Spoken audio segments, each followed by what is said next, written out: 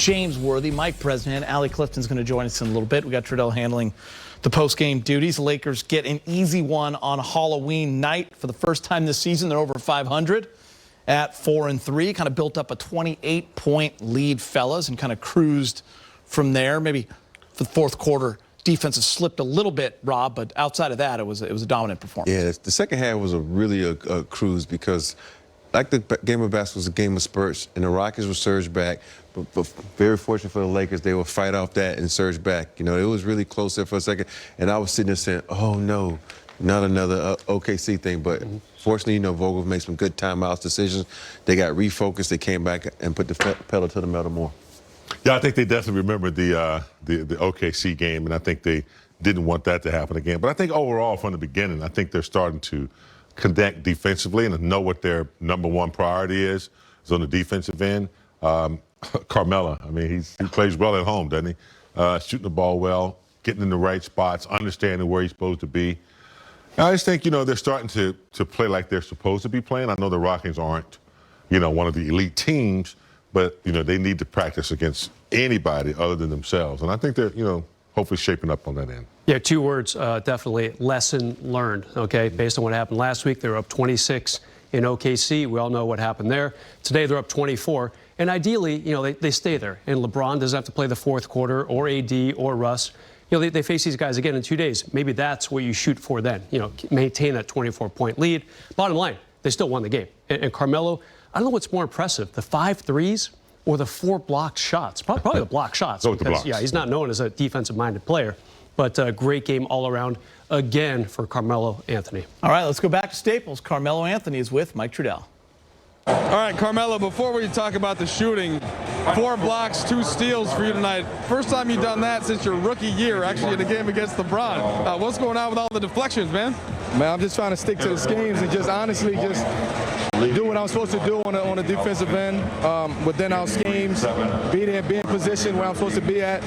And just, you know, I'm starting to get more used to just what we're trying to do in our schemes and where I'm at on the court, defensively more so than offensively. So today was one of those games we just, you know, we was doing it in a great fashion. I think I did a great job of just being in position, being in spots, and I just want to build on that. We want to build on that defensively. I know you're staying in the moment, but you think about that 2003, like your rookie year, that's a long time ago, right? You even remember that game against LeBron?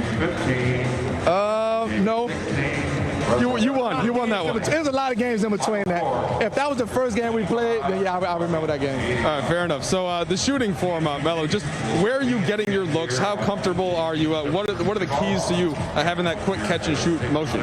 I'm just working on it. I stay in the gym. It's something that I've always worked on.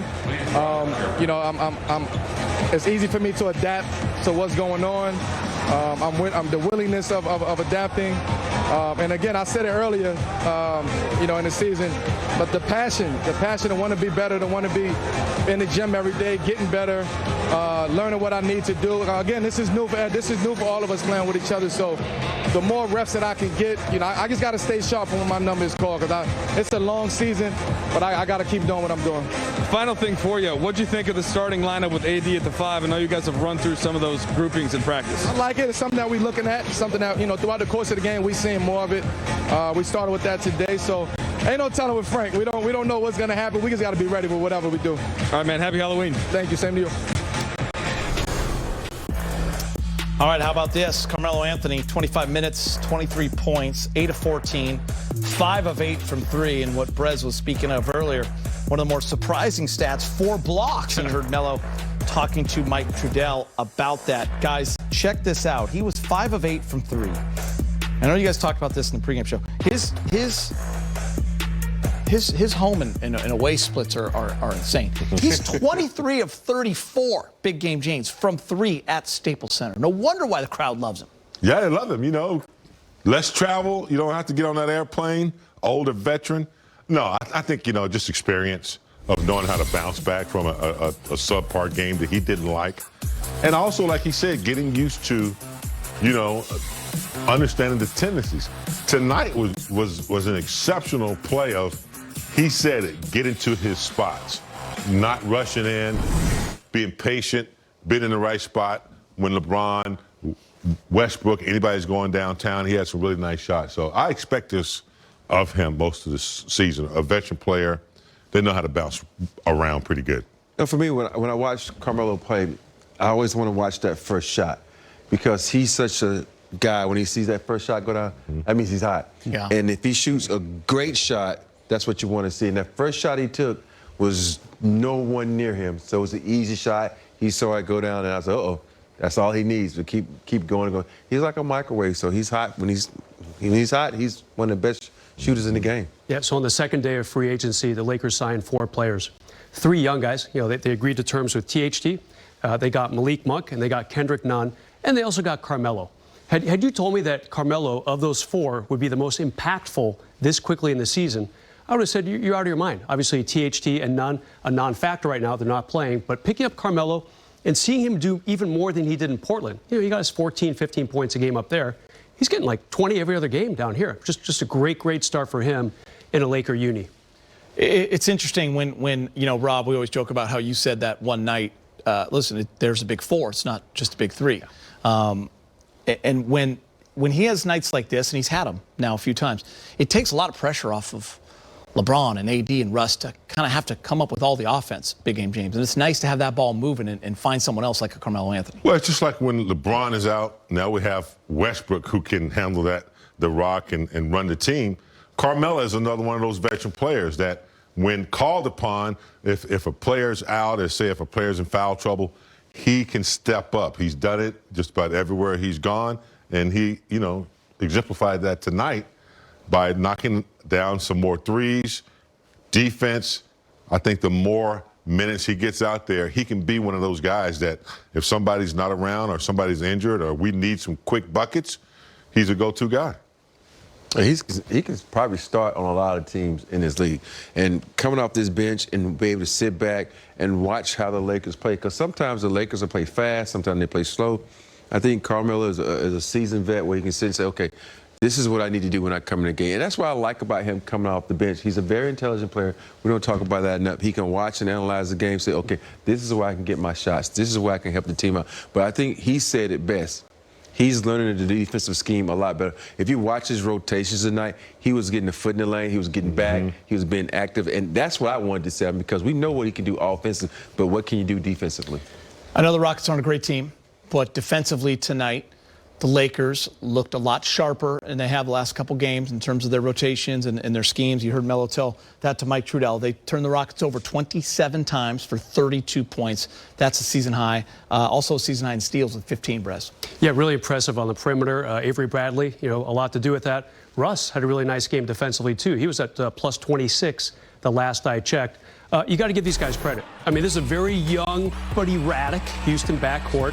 Jalen Green, 2 of 7 tonight. I mean, you know, the Lakers really clamped down on him. He had 30 the other night. Porter, again, you know, can get a little crazy sometimes on the court there, but the Lakers kind of bottled him up. Those 2 guys combined 8 for 20. You know, that's good defense by the Lakers, period, no matter how young or old the backcourt might be that they're going up against. Rob, how much did you think it had to do with that starting lineup as well? A little more attention to defense on the perimeter. You look at an Avery Bradley, you look at Bazemore kind of setting that tone. LeBron, Russ, and AD all kind of came out with that focus tonight. Yeah, if you look at what what the Rockets put out there, it was a smaller lineup. It was a more active lineup. It was a lineup more conducive to the Lakers going. Well, I want to say small because LeBron is still a big in my eyes, but, you know, going small and they putting AD at the 5. And the perimeter defense was nice, man. And I see why the Lakers welcome Avery Bradley back with open arms, because when he was pressuring Jalen Green, he was like, okay, rookie, let me show you what the NBA is about. He turned the ball over. He was able to start. And that's the thing that Avery Bradley, he can cause a lot of conflict on the outside when he plays his defense, because when you have a guy like that, playing that defense, that aggressive, it forces those guys to drive. And what you're going to do, you're going to drive them to the shot blockers back there. So it's going to make it a lot easier for the guys to funnel guys like that when Avery Bradley is up in their grill like that, force them to the baseline or to the sideline. No question. You know, Avery Bradley, you know, when Nunn comes back, when Tucker comes back with his, you know, with his wingspan, they're going to have some guards that can really create havoc. And that's the one thing about, you know, Coach Vogel, the beauty of that is he has different scenarios he can throw at you. If one guy's not having a good defensive, game, he can come off the bench with somebody else, with Bradley or somebody that can defend and disrupt. So, yeah, there's a lot of guys that can get the job done. Reeves is another guy that can come in, very disruptive on the defensive end. So they got a lot of cards they can play depending on what the lineup is that works for them. Yeah, keep in mind, Avery Bradley went through training camp and preseason with Golden State. He was cut by the Warriors towards the end of it. He's been with the Lakers for, 10 minutes, it feels like? He's already getting starting gigs, hitting big shots, and playing great defense. Yeah. All right, guys, well, let's get you to the highlights. We'll take you out to Staples Center. Halloween night, Lakers and Rockets, kind of season high. They cruise in that 28-point lead. Hold on to win by 10. Let's go back. Frank Vogel speaking with Mike in the media. Hey, Frank, just curious the thought process with the small lineup tonight and how much that had to do with what you guys had decided versus Dwight's unavailability and what you thought of the result. Yeah, no, we decided yesterday just, we've been talking about certain points of the season to explore our roster flexibility. And, the way Houston plays, this just seemed like a good opportunity to look at that. I also liked the way we finished the fourth quarter against Cleveland, having Bays and Avery out there, guarding the other two teams' best perimeter players and AD at the 5. So just something we want to look at as a starting group. One of those guys would be the backup center, either DJ or Dwight. Dwight being a scratch. We used DJ. He was great. And, glad we got the win. And then, Frank, just what did you think of the defense, the first three quarters in particular, and was there some evolution from what you've seen the previous few games? Yeah, huge growth on the defensive side of the ball, not because of the lineup, but because of our work. We've been really hammering the details with these guys, the areas, that we've been failing. And, we've had very productive film sessions, and, they've been challenged with things like containment and low man and, executing their coverages the right way. And finishing possessions, which we did a much better job hitting people, very lax with our box outs the last few games, but all those areas were improved tonight. Frank, the three-point shooting of Carmelo has been obviously great all 7 games, really, but what did you make of his just total performance tonight and what he did for you guys defensively, and what has he brought to this group kind of in all facets? Yeah, I didn't expect to see him have a defensive performance like he did tonight, and he was great. Forget about the steals and blocks and strips. He's always good with his hands, but he was in the right position. And when you watch him on tape coming into this year, like the effort's there. He plays hard on that side of the ball. We got to protect him in certain ways, and we're figuring that out and landing in some good spots with that. And, we're asking him to do things within our system, like have low-man collisions, which he was great with tonight. He's willing to do all these things. He can do all these things. And, when he's, providing that kind of performance on the defensive side of the ball with the way he's shooting it, he's a huge part of our win tonight. Frank, to the eye test, it appears that like a handful of Melo's looks on any given night are wide open. How much is that a product of him being able to read where the ball is and space, and how much is that the things that you guys are doing to draw the defensive attention to the ball to allow him to be in those spots? Yeah, well, he knows the right spots to be in, and we always try to put him on the backside when we're running certain action, knowing that the defense is going to collapse, and we want him to be the recipient of those types of plays. So it's a little bit of him, finding windows, to get himself open, and a lot of we got 3 guys that can really put pressure on the rim in Russ, Brown, and AD. Hey, Frank. With LeBron's dunk and, what we saw from Carmelo on both ends, it seemed like the guys were really having fun out there. Like, did you notice a different type of energy from the guys tonight? Most of the night. I think, look, when they lock into the defensive side of the ball, this group, at least this group the last few years, and then the new guys coming into our culture, when they do the little things and, the other team's struggling to score and the ball's flying all over the place and we're getting out in transition, that's Laker basketball. And that's when we're going to have the most fun. The ball didn't move as well in the second half, but, defensive stops, the breaks. I get excited. Not the one I wanted. Behind the The behind the head dunk. That was the back. nice. That was the one. But sometimes if they don't have a replay, that's your little hint. If there's no replay in the game. Sometimes you can't always get what you want. Rob? Who sang it? I knew that. Don't throw it out unless you know. Big Jack. What band is Move it on. Wait, Rolling Stones. That is called teamwork. What I didn't That new have band, in Mick the Jagger. pregame show. Okay, Rob? Yes, sir. It's Access 360, I believe. What are you? Are we doing 360? Yeah, you're gonna break down how you scared Allie in the pregame show? No, we're not going to do Oh, it. that'd been Is awesome. Is this brought to you by Morongo? Casino Resort and Spa. Not this one, but it's still a good time. Okay, all right. Shout out. No, it's a better time when I go to the Raw and do a 360. James, mosey on to your seat, man. Let me get up. Yeah, I'm gonna take a nap. We got some good defense, at least, and some good offense. Right here, you see right here. Look how Monk jumps up and forces the offensive guy to go in there. Carmelo with some good hands right there. And then AD's like, you know what? You got one outlet, but you're going to try. I'm going to show you my superior speed right here. Go down for an easy bucket. Now we go back to another situation. On the fast break, Westbrook says, I got to get back, because guards always have to get back. He stops that, and he finds a hot man, Carmelo, who skips out of there with a three. Now we got some good defense by Carmelo. Look, everybody dives in the paint, get a good block by DJ. Now we off to the race. This is a smart thing. You give it to the best man on the planet, LeBron James. LeBron knew where Carmelo was, but Carmelo is like, look, he's like, I'm waiting for this. I'm waiting. I'm getting nice and set. Look, does his little skip to knock down the three. That's what you want right there. You got a little skip to knock down the three. Right here, this is the best. I wish we could rewind this, but Avery Bradley gets over that screen and gets back in front of the rook and harasses. You know, I'm gonna take your candy. Like, it is Halloween, so I'm gonna take your candy, punk. Now we're going down. AD gives it to Westbrook. But I want you to watch Westbrook. Look how he holds that form, James. He holds that form, and when he does that, that means he's in good shooting rhythm, knock down shots. Good defense leads to great offense, and we need more of that. Even if it's against the Rockets, who are not a great team just yet, but it's a working process.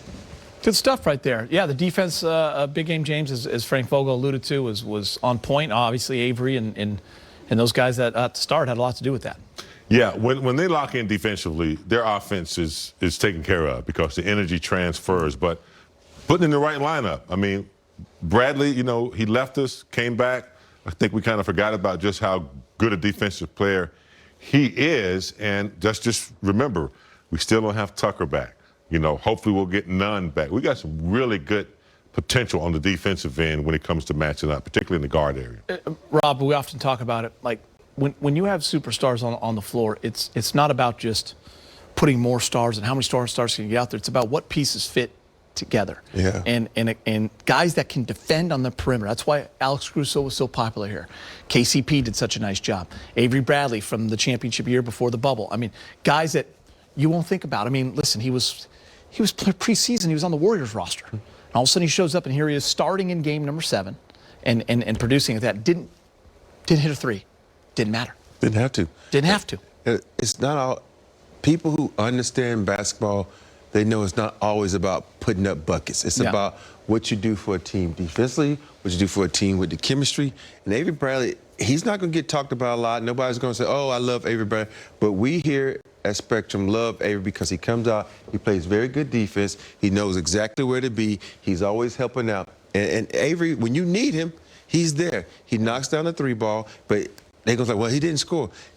You got to get him the shots to score. But it ain't always about that. It's about defense. And Avery takes a lot of pride in defense because you can look at the way he played against Green. It's almost he wanted to say, listen here, young fella, this is what the NBA is all about. You think you're going to come up here and do all this fancy stuff? I'm going to get up in you, take your cookies, and hold you to a low percentage shooting. All right, LeBron and the Lakers get the win 95-85. We'll have more reaction after the break.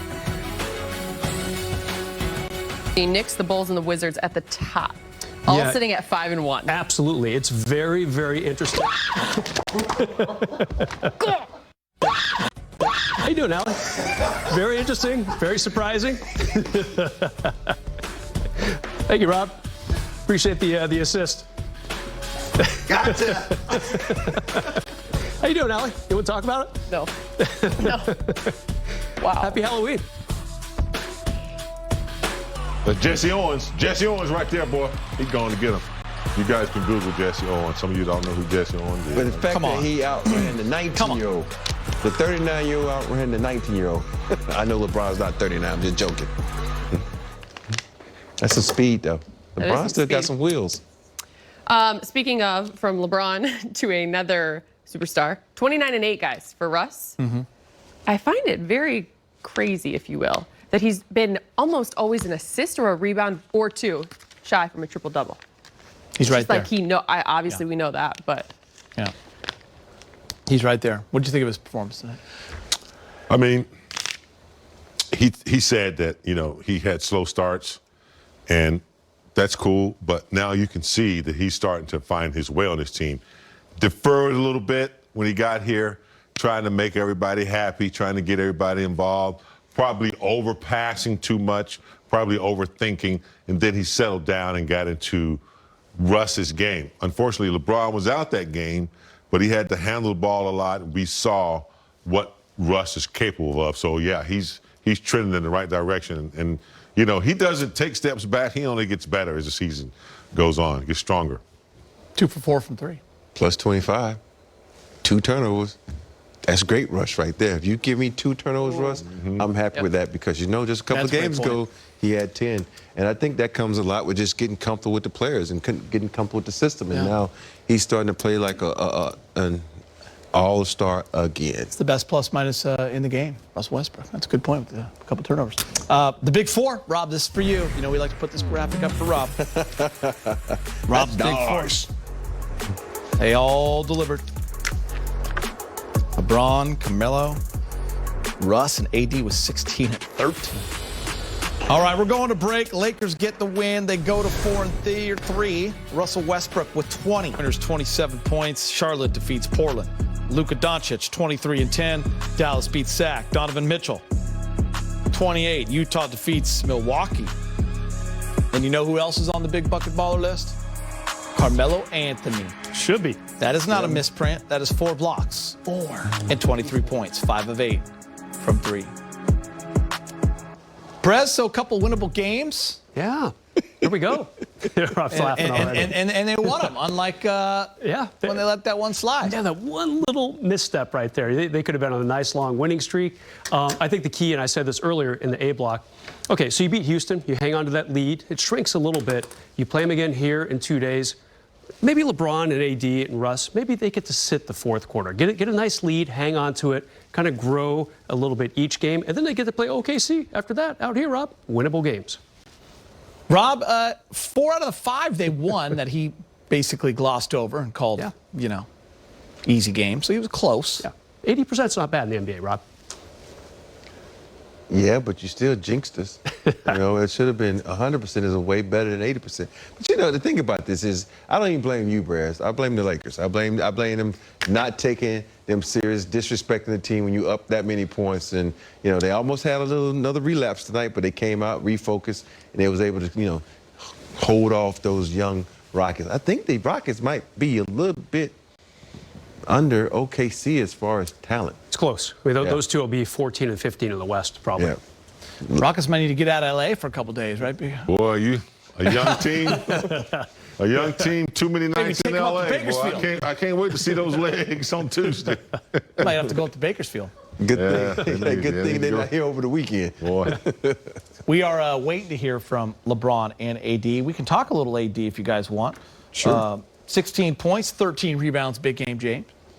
Yeah, I mean, he can. Par for the course. Numbers are not the problem with AD. I mean, now I think with Westbrook and Carmelo, that hits some of the points that he normally used to get. He might not be getting. That might make him step up, be a little bit more aggressive when he sees how aggressive Westbrook is. Carmelo's pretty good, but yeah, we can always depend on AD.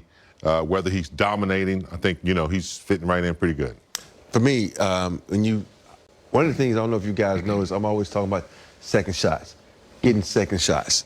AD had 6 offensive rebounds, and if he's going to do that, I don't mind them going with this lineup because that means they're being aggressive. He's around the rim and not floating around to the three-point line.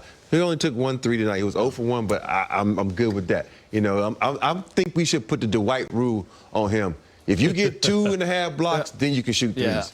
Frank Vogel was not happy with the way this team's been rebounding and boxing out, and he made that known. He thinks it's getting a little bit better. They shouldn't be getting out-rebounded by every team. Yeah, there's no doubt. I mean, it's just too much talent between Dwight and DeAndre and AD as far as, like, you know, size and boxing out and experience there. I guess my question for you, James, like, would you keep this lineup or would you make it kind of situational? If you're playing against a team like Milwaukee that has Giannis and the twin, whose name I'm blanking on, how about Brook Lopez? If you have 2 big men, do you start, you know, like DeAndre alongside AD? Or do you kind of just, you know, stick and move? It's going to be interesting to see what they do. We will.